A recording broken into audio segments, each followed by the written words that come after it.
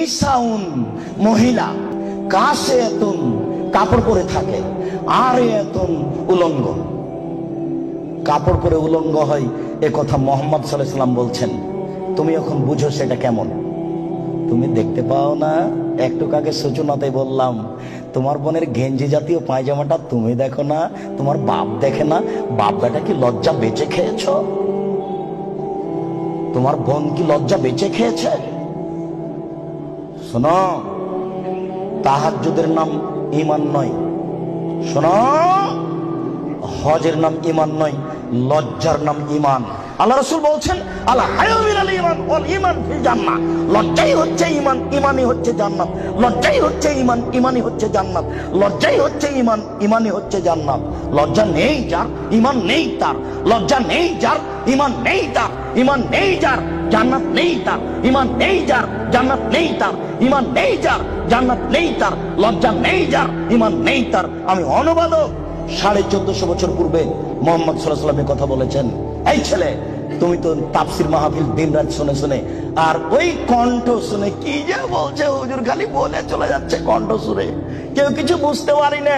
3 ঘন্টা তাফসীর করার পরে হুজুর বলছেন যে এই আয়াতের তাফসীর করতে আরো 2 দিন লাগবে। তারপরে বাড়ি যাওয়ার সময় সবাই বলছে বাপের বেটা আছে, বলতে পারে। বললো কি? বললো জি, সেই তো কি যে বললো। আমি কিন্তু রাজশাহী চাঁপাইনবাবগঞ্জের মানুষ, আমার দন্তাস তালে বসা, তালে বসা, তালে বসা। কাজে আপনি খুব ভদ্রতা বজায় রেখে একটু 19-20 হলেও আপনি বুঝার চেষ্টা করবেন। তবে আমি প্রাণপণে চেষ্টা করছি আপনাকে বুঝানোর জন্য। আমি আপনার কিছু না কিছু উপকার করবই করবো ইনশাআল্লাহ। আপনি খালি একটু ধৈর্য ধারণ করুন। ইচ্ছা করলেই সময় বের করা যায় না। 5 মাস থেকে এই সময়টা ঠিক করা হয়েছে, তবু কত ঠেলা ঠেলি, এই দিনের উপরে যে কত আঘাত আসলো। তারপরও চলে এসেছিল, তার মানে এটা তাকদীর।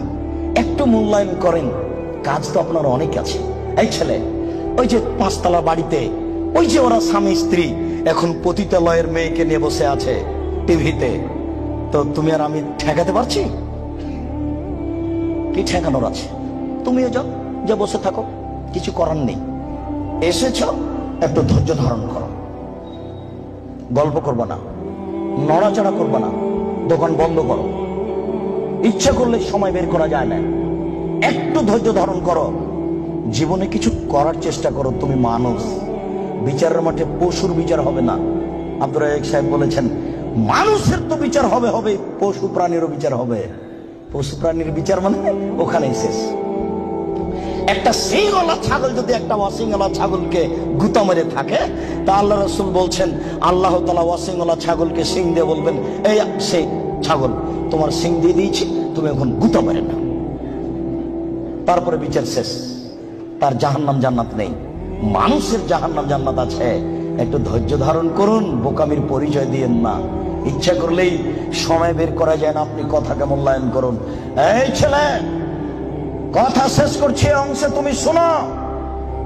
তুমি জাহান্নামী, এ কথা আল্লাহর নবী বলেছেন। তোমার হাতে লাঠি, গাভীর লেজের মতো তুমি মানুষকে মারো। তোমার বোন জাহান্নামী। তোমার বোনকে আল্লাহ নবী বলছেন নিসাউন মহিলা, কাসিয়াতুন কাপড় পরে থাকে, আরিয়াতুন উলঙ্গ, মুমিলহাতুন ওরা পুরুষকে নিজের দিকে আকৃষ্ট করে। ওই যে দেখো তোমার বোন এখনো ওই যে যাচ্ছে, ঠোঁটে লিপস্টিক দেওয়া আছে। ওকে বলো যে তোমার নাম কি? ও বলে নাকি যে আমার নাম অলকা, আমার বাপের নাম গৌতম গুপ্ত, বলে নাকি? ওকে হিন্দুর মেয়ে, তোমার বাপ কি জবাব দিবে? তোমার বাপকে তাহাজ্জুদ পড়ে জান্নাত কিনতে বলিও কাপুরুষ। ভুল বুঝেছে তোমার বাপ আর তুমি, ভুল সিদ্ধান্ত। তোমার বাপ তাহাজ্জুদ পড়ে জান্নাত পাবে না। তোমাকে বারবার বলে যাচ্ছে, তুমি মনে রেখো, তোমার বোন এখনো ঠোঁটে লিপস্টিক দিয়ে বাজারে ঘুরছে। ঢাকা শহরে এভাবে ঘুরতে হবে কে বলেছে? তুমি ধর্মকে পাগল পেয়েছ। তোমার বাপের তাহাজ্জুদকে তুমি তুলে রাখো, তোমার মায়ের কোরআন তেলাওয়াতকে তুলে রাখো, তোমার বোনের বিদ্যাকে কবর দিতে এসেছে, তুমি মনে রেখো।